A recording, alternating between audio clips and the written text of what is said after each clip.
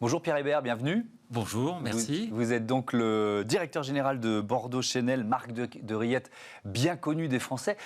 Petite question de curieux pour démarrer, le nom, il vient d'où, Bordeaux Chenel? Parce que c'est pas la ville de Bordeaux qui est le cœur battant des rillettes, ça c'est sûr. Absolument, le nom Bordeaux Chenel est une association de deux patronymes, de deux personnes, Jules Bordeaux et Marie-Louise Chenel, qui se sont mariés et qui ont fondé une petite charcuterie en 1922, il y a presque un siècle, et qui est devenue cette belle marque nationale du patrimoine français aujourd'hui. Oui, c'est une belle histoire d'entreprise, parce que vous pesez combien aujourd'hui? C'est quelle part de marché Bordeaux Chenel aujourd'hui? Bordeaux Chenel, c'est un pot sur deux environ vendu en grande surface aujourd'hui. Et vos rillettes, elles sont produites en France, exclusivement en France ou... Nos rillettes sont produites exclusivement en France, en Sarthe, à Ivry-l'Évêque, tout proche du Mans. Oui, donc vous êtes vraiment resté dans la région d'origine. Alors, les élevages de porcs, ils sont évidemment souvent critiqués pour les nuisances qu'ils provoquent et pour le bien-être animal. Il y a deux thèmes qu'on va traiter ensemble. D'abord, les nuisances. Comment vous luttez contre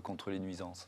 Alors, nous avons, avec Bordeaux Chenel, initié un grand programme RSE depuis 2018 qui se concrétise auprès de nos consommateurs sous la dénomination Nos valeurs partagées et qui sont maintenant portées par nos emballages et qui se manifeste sous une contractualisation directe avec les éleveurs qui pèse aujourd'hui déjà 35% de nos approvisionnements. Et notre contractualisation, elle a une dimension de respect de l'environnement en collaboration avec l'éleveur, les groupements d'éleveurs, les abatteurs, pour des plans de progrès qui sont définis en commun sur l'impact environnemental, notamment sur le recyclage des déchets. Oui, alors, mais ça ne répond pas tout à fait à la question, qui était la question de... Moi, alors, je n'ai jamais vécu à côté d'un élevage de porc, mais les odeurs, c'est une dimension... c'est impossible de faire autrement, ou alors on réussit à réduire ces nuisances? On peut réduire toutes les nuisances, bien entendu, comme Bordeaux Chenel le fait pour sa propre activité depuis 2015. Mais ces élevages peuvent réduire leur impact en consommation énergétique, leur impact sur le recyclage des déchets. Et c'est ces deux dimensions en particulier que nous travaillons au travers de notre contractualisation. Oui, avec ce programme, donc cette démarche Nos valeurs partagées. Alors pour le bien-être animal, c'est aussi une question majeure. Évidemment, les élevages en général sont régulièrement la cible d'associations. Et puis je pense il y a aussi une volonté tout simplement des marques et dans ce partenariat avec les éleveurs de faire progresser le bien-être animal. Comment vous y attelez? Non seulement toutes les parties prenantes sont d'accord aujourd'hui pour souhaiter des plans de progrès sur la bientraitance animale, nos consommateurs et évidemment les salariés de notre entreprise et les éleveurs eux-mêmes.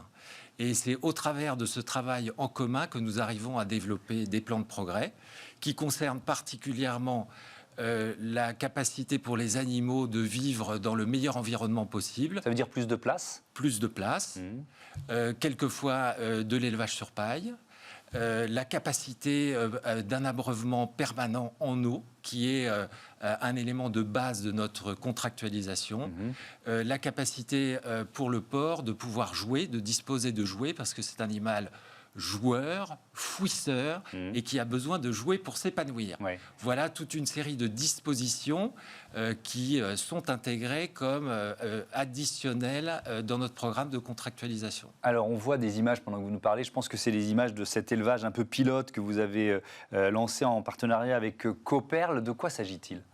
Alors, c'est la création d'un élevage qui vise à fournir exclusivement nos rillettes Bordeaux Chenel et qui donne lieu à la création d'un produit unique et nouveau, rillettes Bordeaux Chenel du Mans et engagé.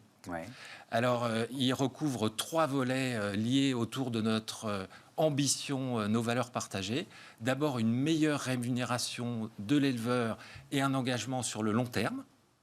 Deuxième volet, un plan de progrès sur la bientraitance animale avec 100% des porcs élevés sur paille, nourris sans OGM et traités sans antibiotiques à partir de 42 jours. Plus encore, nous avons une exploitation qui s'intègre mieux dans l'espace paysager, qui dispose de ventilation naturelle pour réduire son impact énergétique et la consommation d'énergie pour l'éleveur. et puis une méthanisation totale des déchets émis. Avec, j'ai lu 70%, plus 70% d'espace animal dans cette exploitation pilote. Alors, c'est la première. Donc, combien de temps ça prend? Parce que vous l'avez dit tout à l'heure, aujourd'hui, il y a 35% de vos partenaires éleveurs qui ont signé la charte Nos valeurs partagées. Donc, ça veut dire que... Et vous avez l'ambition d'arriver à 90% en 2025. Oui. Il faut accélérer. Non, il ne faut pas accélérer puisque nous avons... Pour arriver à 90% quand même. Oui, il faut accélérer, mais nous avons démarré en 2018. Nous respectons aujourd'hui notre plan de marche. Nous étions à 30% en début d'année. Nous sommes déjà à 35% à fin mars. Et le plan de marche que nous avions prévu est respecté. Donc, je peux vous confirmer notre engagement de respecter 90% à horizon 2020. Mais ça veut dire que les 65% qui n'y sont pas maltraitent les animaux? Pas du tout. Nous sommes sur des élevages standards sur lesquels Bordeaux-Chenel souhaite accompagner un plan de progrès pour alimenter sa démarche Nos valeurs partagées.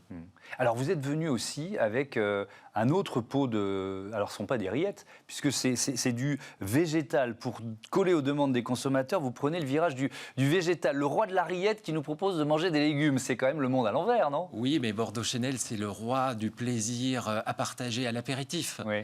Et face à l'évolution des attentes de nos consommateurs, y compris ceux de Bordeaux-Chenel, un tiers des Français aujourd'hui se déclarent intéressés par le flexitarisme. Il n'était absolument pas hors de propos pour la marque Bordeaux-Chenel de proposer un tartinable 100% végétal. Ouais. Ils viennent d'où d'ailleurs les légumes? Les légumes, le soja et les aromates viennent d'Union européenne avec une production responsable. D'accord. C'est quand même paradoxal. Mais je comprends très bien pourquoi vous prenez ce virage. C'est une façon d'anticiper un mouvement peut-être de baisse de la consommation des produits d'origine animale. Notre marché ne baisse pas, il continue de gentiment progresser, mais au contraire, c'est une alternative pour varier les plaisirs à l'apéritif pour l'ensemble de nos consommateurs.